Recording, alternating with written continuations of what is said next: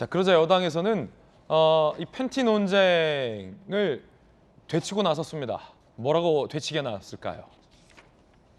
민주당 감액과 삭감도 구분 못한 것.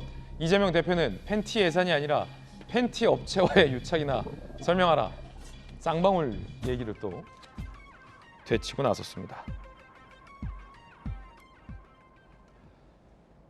팬티 얘기가 나와서 말인데요.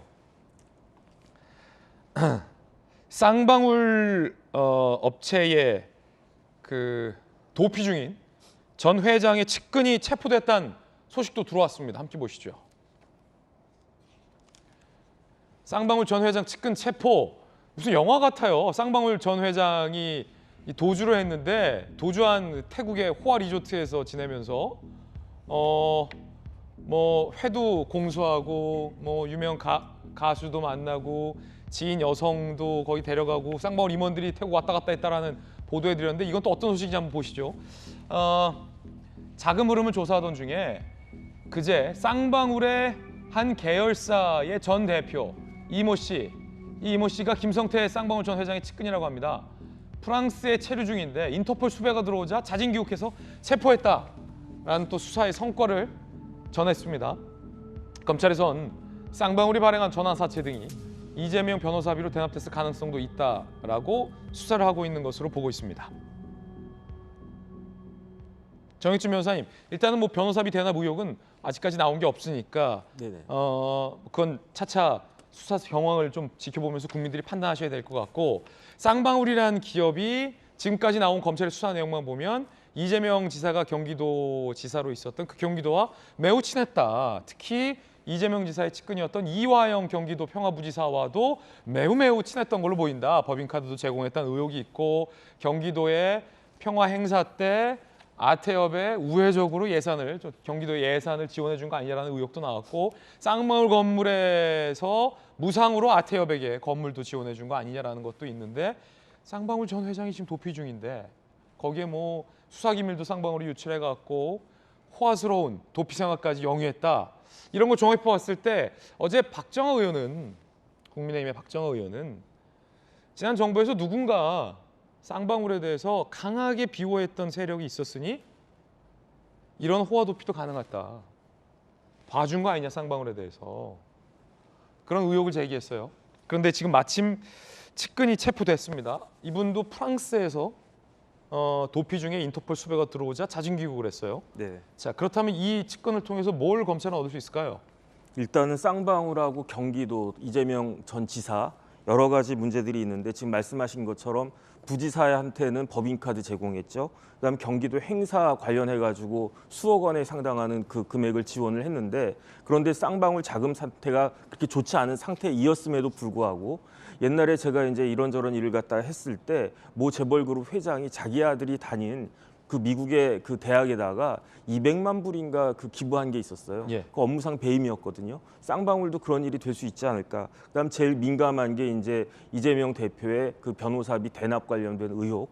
그다음에 지난번에 이제 그 공직선거법 관련해 가지고는 공소시효 때문에 그 불기소를 했지만 검찰에서는 굉장히 의심이 간다 이런 그 뉘앙스를 풍겼기 때문에, 그렇기 때문에 핵심적인 담당자가 자진해서 귀국할 수밖에 없었다라고 하는 사실은 결국은 그 사람이 못하러 귀국을 했겠습니까?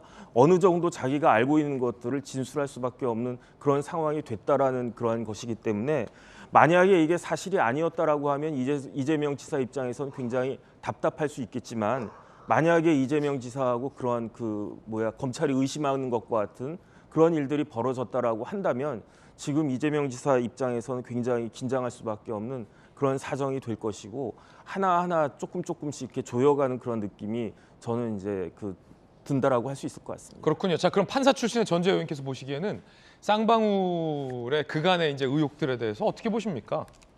냄새가 많이 나죠. 냄새. 예. 어떤 그런데 냄새? 이제 심증 가지고는 기소가 안 되는 거니까 그렇죠. 이제 물증이 좀 있어야 되는데, 근데 이제 어느 정도로 쌍방울 그룹에서 그렇게 마술을 펼쳤냐. 그 검찰 수사관을 결국은 매수를 해서, 그래서 압수수색 자료를 지금 싹 다 지금 빼냈다는 거 아닙니까? 그렇죠. 그러니까 압수수색 해봤자 어차피 그냥 허탕이에요, 허탕. 왜냐면은 다 미리 알려주니까 그러니까 회사를 압수수색 해봤자 필요한 자료는 다 빼돌리는 거죠. 그래서 가장 중요한 것이 이제 그런 자료 확보인데요. 이게 수사 기밀이 지금 새어나가는 이런 것 때문에 그동안 수사 진전이 제대로 안 됐던 것이고 그렇게 수사 기밀을 누설한 이 수사관은 지금 구속돼서 재판을 받고 있지 않습니까? 이 정도로 지금 그 수사 유착이 심하다는 것은 이것은 뭔가 숨길 게 굉장히 많다는 거죠. 그 굉장히 숨길 게 많고 그렇기 때문에 지금 굉장히 사실은 지금 쉽게 갈 수 있는 압수수색을 해서 제대로 자료 확보가 됐다면 쉽게 갈 수 있는 것을 엄청나게 지금 돌아서 가고 있는 거예요. 그래서 그 과정에서 지금 인터폴 그 수배를 해가지고 지금 프랑스에서 그 김성태 전 회장의 최측근 인사가 지금 국내에 지금 이송되고 있다. 지금 이런 뉴스가 오는 것이고요. 그 한동훈 장관이 이제 그러니까 대정부 질문에서 또 하는 걸 이렇게 들어보니까 또 거기에서도 지금 뭐 김성태 전 회장이 지금 뭐 싱가포르에 있는지 아니면 그러니까 동남아 쪽에 있긴 한데 태국에 태국에 있는지 사실 이제 그런 것도 좀 말하기를 굉장히 좀 조심스럽게 하던데 한동훈 장관이요? 예, 그런데 이제 그 부분에 있어서도 좀 어느 정도 이제 좀 진행 중이다 뭐 이러한 이제 구체적인 뭐 수사를 보고를 뭐 지휘를 하지 않기 때문에 그 정도로 답변을 좀 하고 있던데요. 그래서 지금 뭐 법무부에서는 국제 그 범죄인 그 사법 공조를 통해서 할 수 있는 뭐 그러한 지금 조치를 취하고 좀 있는 것으로 그렇게 보이고요. 가장 키는 지금 태국인지 동남아든지 도파 그렇죠. 중인 김성태 전 회장이 이제 오는 것이 뭐 가장 중요한 거겠죠. 그래서 그것을 위한 좀 조치들을 좀 취하고 있는 것으로 그렇게 보입니다. 그리고 아무래도 이제 김성태 전 회장이 이제 국내에 이제 송치가 된다고 하면 그때 좀 본격적인 좀 그 수사가 좀 될 수도 있겠습니다만, 근데 가장 아쉬운 것은 정말 이 수사관과의 정말 이 유착으로 중요한 자료들을 지금 많이 빼돌린 것 같아요. 그래서 좀 그런 부분이 굉장히 좀 아쉽다는 그런 생각이 듭니다. 한 보도에 따르면 사실인지 여부는 좀 따져봐야겠지만 이화영 부지사에게 제공했다는 법인카드 의혹과 관련해서 그 쌍방울에 남아있는 회계 자료, 장부가 없어졌다. 네. 뭐 이런 보도도 나온 기억이 나는데 자, 이를 포함해서 만약에 없어진 자료들이 있다면 어떻게 알고 없앴는지 원래 없었던 건지 여부도 좀 수사를 통해서 진위 규명을 해야 할 것 같습니다. 민주당에서는 이 쌍방울 수사에 대해서 어떻게 보고 있습니까? 전인규 의원님. 저희 뭐 나오기 전까지는 다들 말을 조심해야 하는 분위기이기도 합니다. 왜냐하면 이게 수사성의 내용이기 때문에 저희가 괜히 이건 맞다 아니다라고 이야기할 수 있는 부분도 아니고 그렇죠. 사실 이화영 부지사 발로 이야기들이 많이 나오고 있습니다만 이화영 부지사와 관련돼서 뭐 이화영 부지사 입에서 나온 얘기는 전혀 보도도 되지 않고 있는 이런 지점에서 이화영 부지사 입장은 뭡니까? 저도 못 봤는데 잘. 그러니까 저희도 사실 그것을 파악하지 못하고 있습니다. 그렇군요. 이거 본인도 사실 언론에, 그러니까 대언론 그리고 국민들께 이야기하기에는 어려운 부분이 있을 겁니다.